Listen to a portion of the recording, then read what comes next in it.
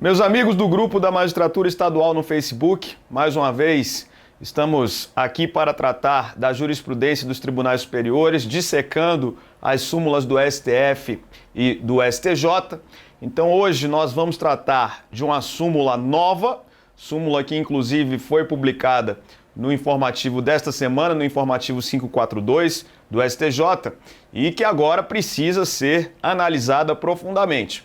A redação da súmula é uma redação que vem de uma jurisprudência consolidada do STJ, julgados reiterados que vinham sendo realizados com este entendimento, e finalmente o Superior Tribunal de Justiça resolveu sumular este entendimento que a gente vê agora. Aparece na sua tela a súmula 511 do STJ, dizendo o seguinte: é possível o reconhecimento do privilégio previsto no parágrafo 2º do artigo 155 do Código Penal nos casos de crime de furto qualificado, se estiverem presentes a primariedade do agente, o pequeno valor da coisa e a qualificadora for de ordem objetiva.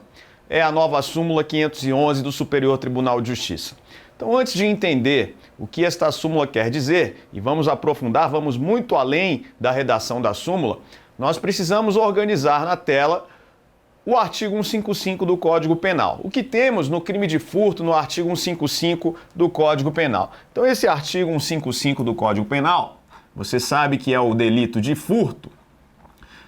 E o furto, lá do caput, é o denominado furto simples.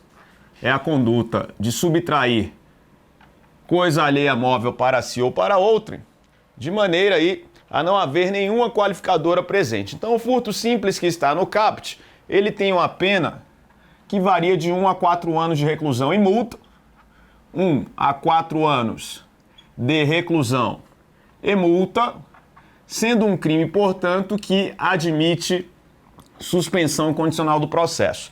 E em relação ao furto simples, a jurisprudência dos tribunais superiores também admite a possibilidade da aplicação do princípio da insignificância a depender do valor da coisa subtraída. Então, furto simples, pena de 1 a 4 anos de reclusão e multa, possibilidade de aplicação do princípio da insignificância e possibilidade de aplicação da suspensão condicional do processo. O parágrafo 1º do artigo 155 traz a figura do furto praticado durante o repouso noturno. O repouso noturno no delito de furto constitui circunstância majorante. A pena é aumentada em 1/3 quando o crime é praticado durante o repouso noturno. Então, esta fração de 1/3 é aplicada ao furto praticado durante o repouso noturno. A majorante do repouso noturno está prevista no parágrafo 1º do artigo 155. A súmula 511 está ligada ao parágrafo 2º, que traz as hipóteses de furto privilegiado. O parágrafo 2º versa sobre o chamado furto privilegiado. O furto privilegiado que vai preencher 2 requisitos. Quais são os requisitos para que haja a incidência do parágrafo 2º?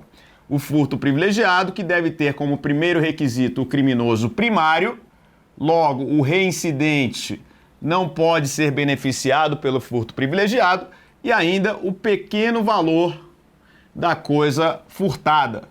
Pequeno valor da coisa furtada. Logo, para haver furto privilegiado, 2 requisitos são essenciais, são requisitos cumulativos. O criminoso tem que ser primário, o reincidente não tem direito ao furto privilegiado, e também deve ser pequeno valor da coisa subtraída. Não confunda coisa de pequeno valor com coisa de ínfimo valor. São coisas distintas. A coisa de ínfimo valor permite a aplicação do princípio da insignificância e exclui a própria tipicidade material do fato. Já a coisa de pequeno valor constitui fato típico quando há subtração. E o STJ tem entendido que esta coisa de pequeno valor é aquela que não supera um salário mínimo. É aquela cuja avaliação não supera um salário mínimo. E aí eu chamo a sua atenção. Falar em pequeno valor, segundo a jurisprudência do Superior Tribunal de Justiça, é falar de coisa que não supera um salário mínimo. Mas um salário mínimo é apenas um parâmetro para a avaliação da coisa de pequeno valor. No caso concreto, isto pode ser flexibilizado. A depender da condição econômica da vítima, mesmo valores inferiores a um salário mínimo podem não ser considerados como coisa de pequeno valor. De qualquer forma, o valor do salário mínimo é o parâmetro para se considerar a coisa de pequeno valor. Você então viu os dois requisitos do furto privilegiado. Preenchidos os requisitos, quais são as consequências? Preenchidos os requisitos, quais são as consequências? Isto é, quais são os benefícios que poderão ser aplicados para o acusado? As consequências são as seguintes. O juiz poderá, então vamos colocar aqui que o juiz poderá. O juiz poderá. A primeira consequência é substituir a pena de reclusão pela detenção. Substituir a pena de reclusão pela detenção é a primeira consequência. A segunda consequência, que é diminuí-la de 1 a 2 terços, de 1 a 2 terços. E a terceira consequência, o juiz pode aplicar somente a pena de multa. Somente a pena de multa. O juiz, então, poderá aplicar somente a pena de multa. E nada impede a cumulação destas consequências. Mas é óbvio, pensarmos em cumulação é pensarmos na acumulação da letra A com a letra B. Ou seja, o juiz pode substituir a pena de reclusão pela detenção e também diminuí-la de 1 a 2 terços, a depender da circunstância. Se ele resolve aplicar somente a pena de multa, não vai haver cumulação com as outras circunstâncias, porque a pena de multa vai ser aplicada isoladamente. Mas é perfeitamente possível, a depender do caso concreto, a acumulação dessas consequências, sendo notório a possibilidade de cumulação aí no caso das letras A e B. No entanto, em relação à letra C, obviamente vai ser aplicada de forma isolada a caso o juiz faça a opção pela aplicação aí da letra C da terceira possibilidade. Então são as consequências relativas ao furto privilegiado. O parágrafo 3º do artigo 155 não será objeto da nossa análise. Esse parágrafo 3º trata do furto de energia elétrica. Não vamos fazer a análise do furto de energia elétrica. Ele não tem relação direta com a súmula que vamos analisar hoje. E o parágrafo 4º, sim. O parágrafo 4º é objeto da nossa análise porque trata do furto qualificado, referido pela súmula 511 do STJ. Vamos relembrar, sem olhar a lei, vamos relembrar aí, vamos tentar de cabeça saber quais são as qualificadoras que estão no furto qualificado no parágrafo 4º. Primeiro, saber a pena. Qual é a pena prevista para o furto qualificado? A pena é de 2 a 8 anos de reclusão e multa. Lembre-se que o furto qualificado, ele tem pena dobrada em relação ao furto simples. Enquanto a pena do furto simples é de 1 a 4 anos de reclusão e multa, no qualificado a pena será de 2 a 8 anos e multa. Logo, é o dobro da pena, a pena do furto qualificado. E é importante que você fique atento, porque o furto qualificado não admite suspensão condicional do processo. Não vamos aplicar sursi processual no furto qualificado. Então, a pena mínima supera 1 ano, não admite suspensão condicional do processo. Não admite suspensão condicional do processo. Vinícius, o furto qualificado admite princípio da insignificância? Desde 2011, os tribunais superiores não têm aplicado o princípio da insignificância ao furto qualificado. Existem precedentes mais antigos, de 2011 para trás, dizendo que o furto ser qualificado não é impeditivo ao princípio da insignificância. De 2011 em diante, você não vai ver mais julgados nem do STF nem do STJ admitindo o princípio da insignificância no furto qualificado. Então, a alta reprovabilidade da conduta, circunstâncias que revelam maior audácia do agente, vão impedir a aplicação do princípio da insignificância, segundo o STF e segundo o STJ. Vamos para as qualificadoras do furto qualificado. Quais são elas? Então vamos de cabeça lembrar aí quais são as qualificadoras relativas ao furto qualificado. O inciso 1 vai trazer a destruição ou rompimento de obstáculo à subtração da coisa. Destruição ou rompimento de obstáculo à subtração da coisa. Então, esta qualificadora é uma qualificadora muito importante, muito comum, corriqueira do dia a dia, que revela a maior reprovabilidade, a destruição ou rompimento de obstáculo. O inciso 2 vai trazer algumas qualificadoras. O inciso 2 traz 4 qualificadoras. O que vai dizer o inciso 2? Se o crime é praticado com abuso de confiança. Logo, se o autor do crime abusa da confiança nele depositada, furto qualificado.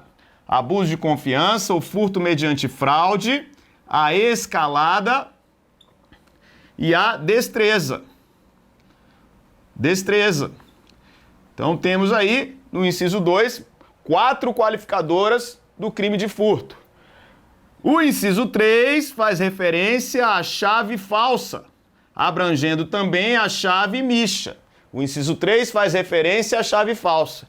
E o inciso 4 é o furto mediante o concurso de 2 ou mais pessoas. Mediante o concurso de 2 ou mais pessoas.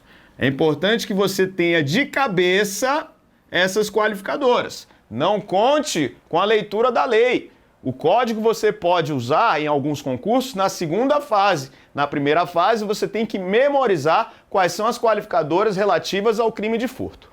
E agora vamos discutir a súmula 511 do STJ. Será que se o agente praticar um furto qualificado, sendo ele primário e sendo de pequeno valor a coisa furtada, ele terá direito aos benefícios atinentes ao furto privilegiado? A súmula 511 vai dizer que sim, fazendo ainda a ressalva de que a qualificadora tem que ser de ordem objetiva. No entanto, quando você analisa o parágrafo 4º, todas as qualificadoras são de ordem objetiva. Todas elas estão ligadas à maneira de se praticar o crime, ao modo de execução do crime. Sendo assim, essas qualificadoras são perfeitamente adequadas, seja quais forem elas, seja qual for a qualificadora, são perfeitamente adequadas ao furto privilegiado. Portanto, podemos sim conjugar o parágrafo 4º com o parágrafo 2º. Vinícius, por que pode haver a conjugação? Veja só, a discussão aqui é a seguinte: será que eu posso fazer a conjugação considerando que o parágrafo 2º estaria ligado ao caput do dispositivo e não ao parágrafo 4º? Porque o parágrafo 2º, se você analisar em termos de topografia, de localização da norma, estaria ligado ao caput do dispositivo e não ao parágrafo 4º. No entanto, o STJ fez uma interpretação favorável ao réu, no sentido de que é possível a aplicação do parágrafo 2º em relação ao parágrafo 4º.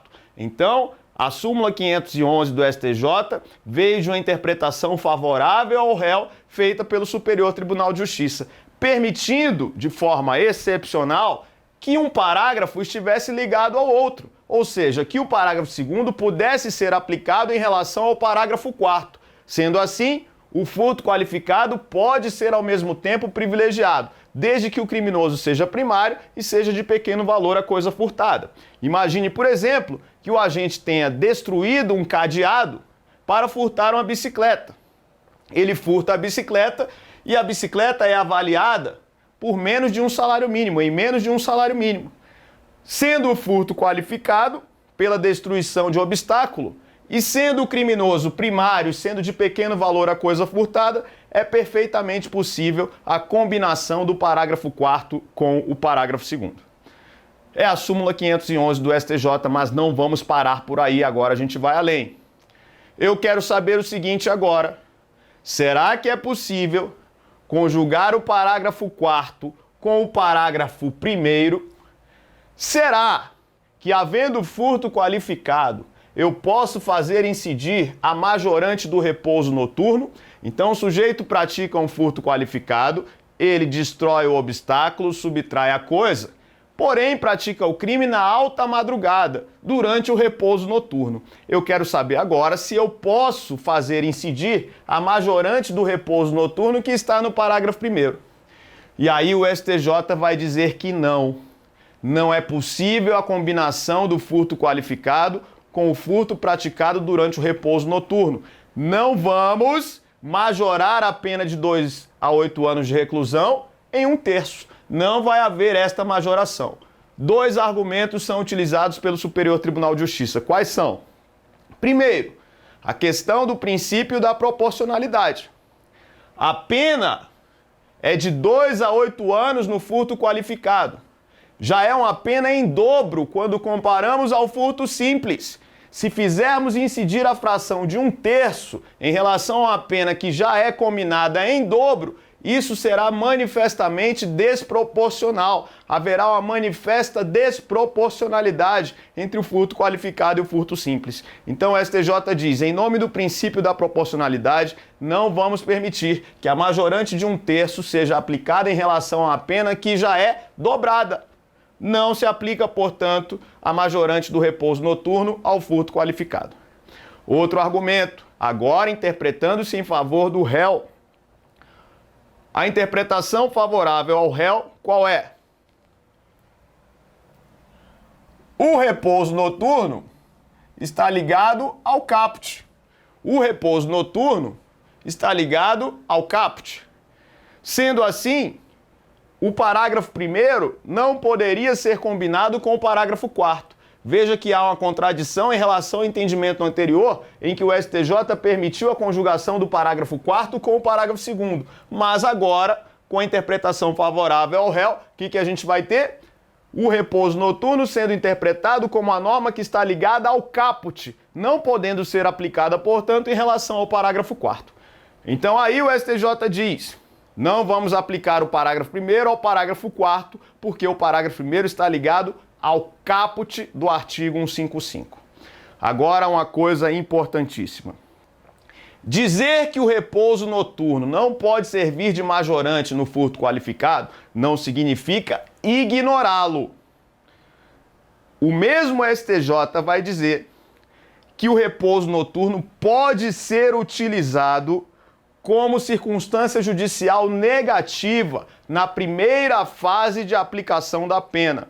O juiz, portanto, na primeira fase da dosimetria, analisando as circunstâncias judiciais, notadamente as circunstâncias do crime, ele vai sim poder aplicar a pena base acima do mínimo legal em virtude de o crime ter sido praticado durante o repouso noturno. Então entenda, não vai haver a majoração de 1/3 na terceira fase. Porém, na primeira fase, o juiz pode considerar o repouso noturno como uma circunstância judicial negativa para aplicar a pena base no mínimo legal. Vamos ver um julgado do STJ, um julgado muito interessante, em que o STJ deixa claro que não é possível a majorante do repouso noturno para o furto qualificado. Então vamos ler aí o que está escrito no RESP 940-245 do Rio Grande do Sul.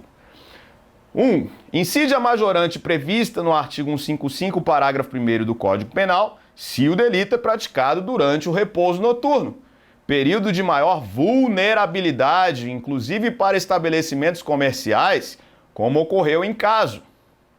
2. Entretanto, a causa especial de aumento de pena do repouso noturno é aplicável somente às hipóteses de furto simples, sendo incabível no caso do delito qualificado. Recurso desprovido. Julgado de 2007 do STJ, o entendimento continua firme. Esse julgado deixa claro que não vai ser possível, no caso do furto qualificado, fazer incidir a majorante do repouso noturno que está no parágrafo 1º. Bacana.